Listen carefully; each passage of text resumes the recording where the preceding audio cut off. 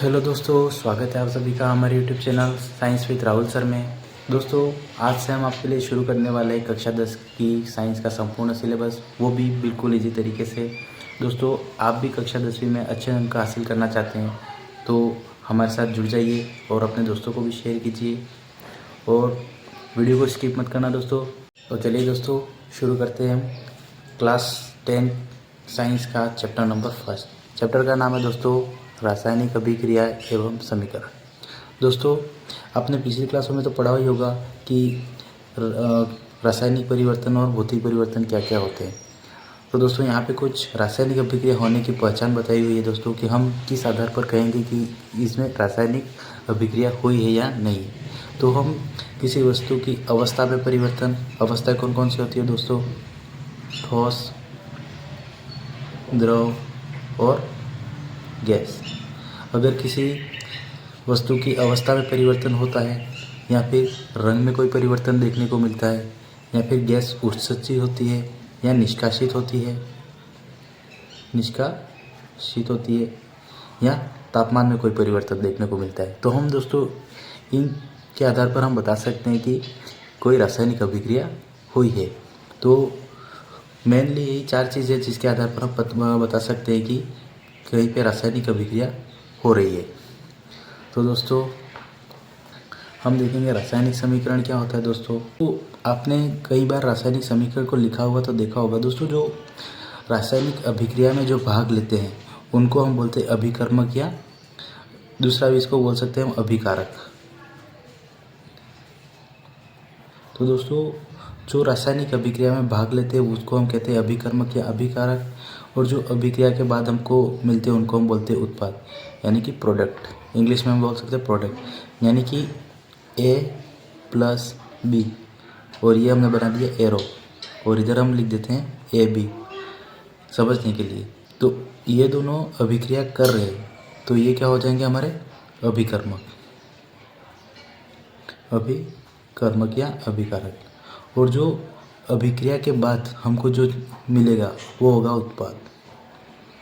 जैसे यहाँ पे एक रासायनिक समीकरण लिखी हुई है Mg+O2, ये दोनों क्या है? हमारे अभिकर्मक है, क्योंकि ये दोनों अभिक्रिया में भाग ले रहे हैं। ये दोनों आपस में मिलेंगे तो अभिक्रिया होगी, और अभिक्रिया होने के बाद जो हमें मिलेगा वो है हमारा उत्पाद। तो यहाँ पे Mg+O2 अभिक्रिया होकर क्या बना? 2MgO, यानी कि मैग्नीशियम ऑक्साइड। तो दोस्तों, रासायनिक अभिक्रिया को लिखा कैसे जाता है? तो दोस्तों, जैसे कि मैंने अभी बताया कि जैसे कि मैग्नीशियम है तो हम बहुत सारी ऐसी अभिक्रियाएँ होती है, जैसे कि H2O है, वो हमारा क्या है? जल। अब हम ऐसे हमेशा तो याद नहीं रख सकते कि हाइड्रोजन प्लस ऑक्सीजन और दोनों अभिक्रिया करके बनेगा जल। तो दोस्तों, ये बहुत लंबा प्रोसेस हो जाता है। तो इसके लिए क्या है कि हम इनको शॉर्ट फॉर्म में लिख देते हैं। जैसे कि हाइड्रोजन को हम लिख देते हैं H, और प्लस का हम लिख देते हैं वापस प्लस, और ऑक्सीजन का O2, और फिर H2O। तो दोस्तों, इस तरीके से याद करने के बजाय हम इस तरीके से याद करते हैं, जो बहुत ईजी रहता है हमारे लिए। तो दोस्तों, इसीलिए हम रासायनिक अभिक्रिया लिखते हैं रासायनिक समीकरण लिखते ताकि हम अच्छे से उसको समझ सकें और हमें याद रहे। क्योंकि नाम बड़े बड़े जो, और हर तत्व का बहुत बड़े बड़े नाम होते हैं, तो हम उनको छोटे सिंबल के रूप में दर्शाकर हम अभिक्रियाएँ लिख सकते हैं। जैसे कि अभिक्रिया लिखना है, समीकरण लिखना है, जैसे कि यह Mg मैग्नीशियम है यहाँ पे, प्लस ऑक्सीजन, और क्या बना है ये हमारा? Magnesium oxide. तो दोस्तों, हम ऐसे तो याद रखने जाए तो हम हो सकता है हम भूल भी जाए, और ऐसी केमिस्ट्री में हमारे बहुत सारी ऐसी अभिक्रिया होती है तो सबको तो ऐसे याद रखना बहुत मुश्किल होता है दोस्तों। तो हम क्या करते हैं, मैग्नीशियम को हम लिखते हैं Mg, ये तो आपको पता ही होगा, और ऑक्सीजन को लिखते हैं हम O2। तो हम Mg+O2, तो क्या बनेगा ये? MgO, magnesium oxide. तो हमको इस तरीके से याद करने के बजाय हम ये तरीका हमारा आसान रहता है। तो दोस्तों, उम्मीद करता हूँ ये चीज़ आपको यहाँ तक आपको समझ में आई होगी। एक बार देख लेते फिर से। जैसे कि रासायनिक अभिक्रिया होने की पहचान 2 रूप मैंने बता दी आपको: अवस्था में परिवर्तन, रंग में परिवर्तन, गैस उत्सर्जित होना या निष्कासित होना, और तापमान परिवर्तन। इनके आधार पर हम बता सकते हैं कि रासायनिक अभिक्रिया हुई है या नहीं हुई है।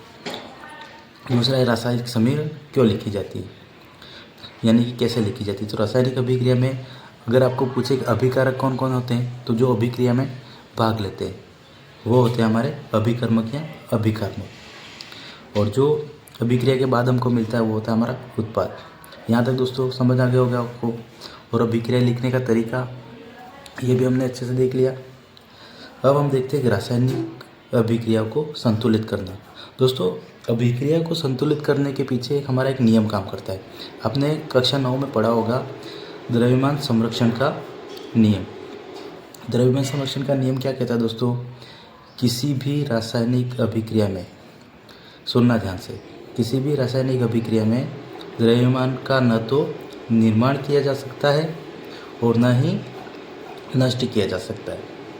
यानी कि हम ना तो द्रव्यमान को कभी बना सकते हैं किसी रासायनिक अभिक्रिया के द्वारा और ना ही द्रव्यमान को नष्ट किया जा सकता है। यानी कि हम ना तो बना सकते हैं या ना ही नष्ट कर सकते हैं।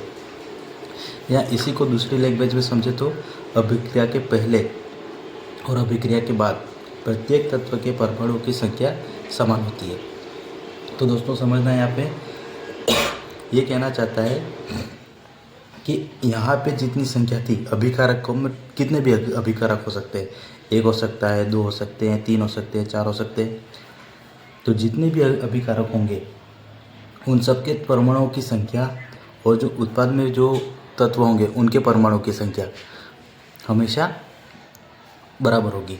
अभिकारक में परमाणु की संख्या और उत्पाद में भी परमाणु की संख्या समान रहती है। जैसे कि यहाँ ये प्लस बी, अभी ये दोनों एक एक हैं तो यहाँ पर भी ए भी एक ही होगा।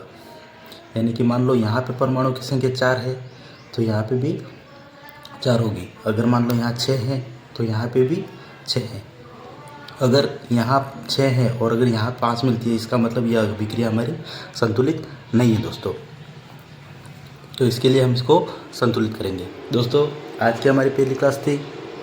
अगर क्लास अच्छी लगे तो सब्सक्राइब करना, अपने दोस्तों को भी शेयर करना और रोज़ाना हमारे वीडियो को देखते रहना।